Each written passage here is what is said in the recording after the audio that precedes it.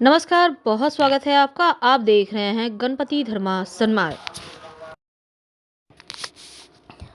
शनिदेव व्यक्ति को जुझारू बनाते हैं और जिसकी कुंडली में शनिदेव अच्छी स्थिति में हो, उस व्यक्ति को कभी भी किसी परेशानी से वो घबराता भी नहीं है और ऐसे लोगों के अंदर गजब का आत्मविश्वास होता है। ये लोग अनुशासित होकर जीवन जीते हैं और कितनी भी कठिन परिस्थितियां क्यों ना हो, वे कभी भी उम्मीद नहीं छोड़ते और इसीलिए वो सफल भी हो जाते हैं, क्योंकि शनिदेव उन्हें तपाकर कुंदन बना देते हैं। शनिदेव एक न्यायाधीश ग्रह हैं। तो आज हम शनिदेव का ये जो महापरिवर्तन हो रहा है 17 जनवरी को, ये महापरिवर्तन आपकी लाइफ में क्या कुछ बड़ा बदलाव लेकर आने वाला है, यही बताएंगे। क्योंकि शनिदेव जिस व्यक्ति पर प्रसन्न हो जाए उसे रंक से राजा बना देते हैं, लेकिन शनिदेव कभी कभी जल्दी जल्दी काम नहीं करते, क्योंकि मंद मंद गति से चलते हैं। मंदः मंदः चलति इति शनिश्चर के अनुसार शनिदेव मंद गति से चलने वाले ग्रह है और यही कारण है कि एक राशि में 2.5 साल रहते हैं, तो कुंभ में भी वो 2.5 साल रहने वाले हैं। तो इसके बाद वो परिवर्तन करेंगे, लेकिन जब तक वो कुंभ में है, क्योंकि शनिदेव एक कर्म प्रधान ग्रह है और न्याय के देव हैं, तो देखिए पूरे 30 साल के बाद वो कुंभ में आ रहे हैं। और साथ ही कुंभ राशि प्रबल राशि है शनिदेव की, क्योंकि मूल त्रिकोण राशि होने के कारण कुंभ राशि में गोचर करना बहुत ज़्यादा इम्पोर्टेंट हो जाता है। इसका प्रभाव ना सिर्फ व्यक्ति पर बल्कि दुनिया भर पर पड़ने वाला है। तो जाने अनजाने उनसे आप भयभीत तो हो ही रहे होंगे, पर घबराइए मत। आज हम आपको पॉजिटिव राशिफल बताएंगे कि अच्छा क्या होगा, ये भी बताएंगे कि बुरा क्या होगा, लेकिन आपको पॉजिटिव तरीके से। तो शनिदेव का गोचर जो होता है ये 4 पायों पे होता है।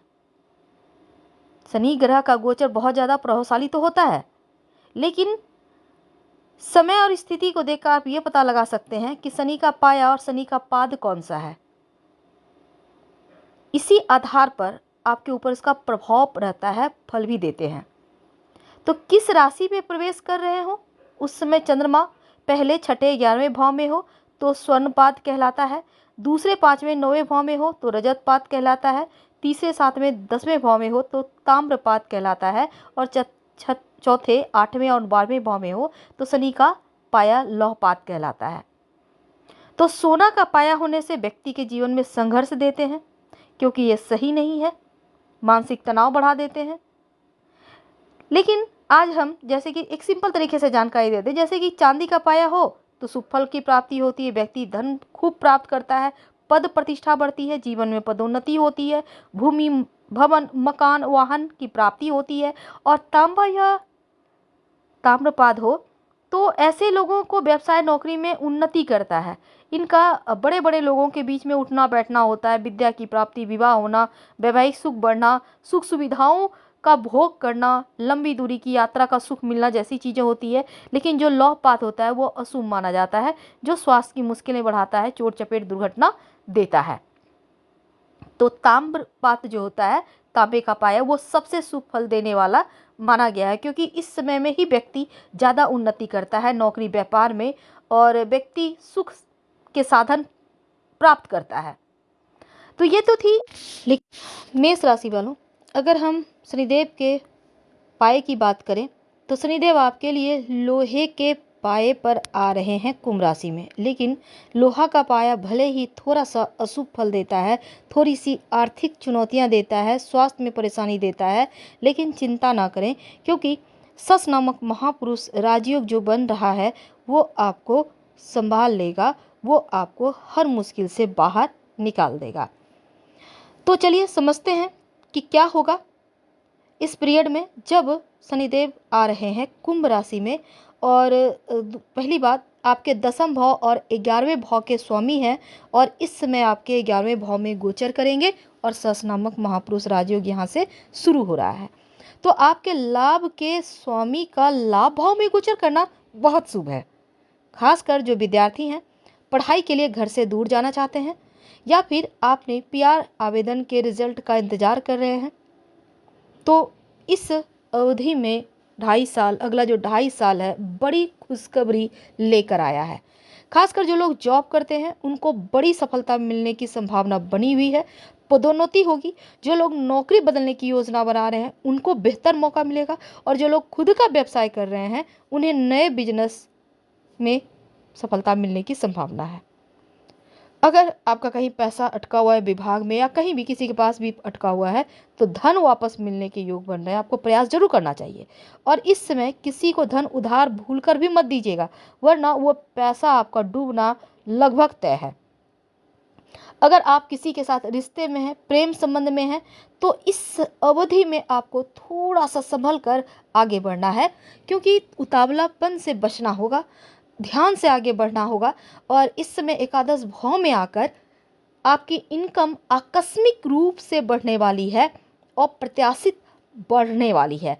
वैसे आमदनी प्राप्ति का कोई ना कोई पक्का जरिया जरूर आपको मिलेगा, और अब तक आपने जितना भी कष्ट सहा, जितनी भी मेहनत की, आपको एक बार में ही अगले 2.5 साल में पूरा फल आपको मिलने वाला है, क्योंकि मन की इच्छाएं ये राजयोग पूरा करेगा। कुंभ के शनिदेव आपकी महत्वाकांक्षाओं को पंख लगाएंगे, पूर्ति करेंगे। अभी तक जो भी योजनाएं आपकी लंबी थी वो अब पूर्ण होंगी। आपका आत्मविश्वास एक बार फिर से लौटेगा। प्रेम संबंधों के लिए अगर आप ईमानदारी से चीज़ों को अपने पक्ष में रखें तो बहुत अच्छा है, नहीं तो फिर चीज़ें फिर थोड़ी सी विपक्ष में हो जाएगी। थोड़ा सा अपने स्वास्थ्य का लेकिन ख्याल रखिएगा, क्योंकि लापरवाही खाने पीने में जो कर रहे हैं वो सही नहीं है। अचानक से हालांकि धन तो आ रहा है, लेकिन ससुराल में किसी काम के लिए आपकी आवश्यकता महसूस होगी। हालांकि आप उनकी मदद करेंगे, महसूस तो बढ़िया करेंगे, लेकिन एक लिमिट में ही करें, क्योंकि यहाँ पर पैसे डूबने के उधार देने से जरा योग हैं, तो उतना ही करें जितना आप भूल सकते हैं। तो शनिदेव के प्रभाव से आपका धन बढ़ता दिखेगा, और आपके 11वें भाव में आ रहे हैं, तो 11वें भाव में आपकी इच्छाओं की पूर्ति करेंगे। जितना मेहनत करेंगे उतना ही फल मिलेगा। कार्य क्षेत्र में तरक्की होगी, लेकिन इस पीरियड में स्वास्थ्य का ख्याल रखना है। बस एक ही कमी है, इसका आपको बहुत ध्यान रखना होगा। पंचम भाव में यहाँ पर देखिए एकादश भाव में गोचर कर रहे हैं, इनकम बढ़ेगी, लेकिन जो विद्यार्थी हैं यहाँ पर पंचम भाव पर दृष्टि होने से क्या होगा, वो आपको सफलता मिलेगी। पढ़ाई लिखाई की जो रुकावट थी वो समाप्त होगी, और 10वीं दृष्टि 8वें भाव पर होने के कारण थोड़े से बच्चों के ऊपर आपको ख्याल रखना होगा, बच्चों का ध्यान रखना होगा। लेकिन अगर हम विस्तार से जाना चाहें तो देखिए मेष वालों, आपके शनिदेव यहाँ पर देखिए अनुकूल वक्त लेकर आए हैं। अगर आप पहले से स्वास्थ्य की कोई समस्या से पीड़ित थे तो उन स्वास्थ्य की समस्याओं में अभी राहत मिलेगी, लेकिन फिर भी आप इनको इग्नोर नहीं कर सकते, स्वास्थ्य का ध्यान रखना है। 30 जनवरी को शनिदेव अस्त हो जाएंगे आपके एकादश भाव में, और जब वो अस्त होंगे 6 मार्च को वो उदय होंगे, लेकिन इस बीच आपके थोड़े खर्चे बढ़ते हुए दिखेंगे, तो खर्चों के ऊपर ध्यान रखना है, नहीं तो फिर आर्थिक तंगी होगी। और 6 मार्च के बाद से एक बार फिर से आपके लिए आपके सपने साकार होने का वक्त शुरू हो जाएगा। अधूरी पड़ी इच्छाएं पूरी होंगी। धन के अभाव के कारण जो चीज़ों को आप पूरा नहीं कर पा रहे थे वो अब पूरा होगा। और 17 जून से शनिदेव एकादश भाव में वक्री हो जाएंगे, और 4 नवंबर तक थोड़ा सा ये वक्त आपके लिए कष्ट कर रहेगा, क्योंकि जब वो वक्री होंगे तो नकारात्मक प्रभाव पड़ेगा, कार्यस्थल पर भी पड़ेगा। और संतान के सुख की प्राप्ति के लिए आप प्रयासरत थे, तो 4 नवंबर तक आपको थोड़ा सा यहाँ पर इंतजार करना है। इस पीरियड में किसी प्रकार के धोखे के शिकार हो सकते हैं, इसका भी ध्यान रखना है आपको। लेकिन जैसे ही वो मार्गी होंगे एक बार फिर से आपको अलग अलग माध्यम से धन प्राप्त होंगे, आपका बैंक बैलेंस बढ़ेगा इस पीरियड में। और 30 अक्टूबर को राहु केतु भी राशि परिवर्तन करेंगे, लेकिन केतु शनि के साथ मिलकर षडाष्टक योग का निर्माण करेंगे, तो क्या होगा, आपका ध्यान एक कार्य पर नहीं लगेगा, आप हर कार्य को बीच में अधूरा ही छोड़ेंगे और दूसरा शुरू कर देंगे। तो ये थोड़ा सा आपकी क्षमताओं को प्रभावित करेगा। कार्यस्थल पर कुछ जिम्मेदारियों आपको अगर आप ढंग से नहीं निभाएंगे तो आपसे जिम्मेदारियां वापस ले आ सकती है। इसलिए शॉर्टकट का रास्ता मत अपनाइएगा धन कमाने के लिए, क्योंकि यहाँ पर ये योग आपको आतुर बनाएगा धन के लिए, और ऐसा करने से बचिए, शॉर्टकट में मत पड़िए, वरना मुसीबत में फंस जाइएगा। आप हनुमान चालीसा पढ़कर दिन की शुरुआत करें। और दूसरी बात, आप जैसे कि हमने कहा कि केतु के साथ मिलकर सरास्तक योग बनाएंगे, तो आप क्या करें, केतु को ठीक करने के लिए नियमित रूप से हल्दी का तिलक माथे पर, कंठ पर या फिर कलाई में कहीं भी एक जगह लगा लीजिए। इससे भी आपको बहुत हद तक इस योग के नकारात्मक प्रभाव से मुक्ति मिलेगी। तो हम आपसे विदा लेते हैं। जानकारी अच्छी लगे तब लाइक कर सब्सक्राइब करें, अपनों से शेयर करें और कमेंट करें। धन्यवाद।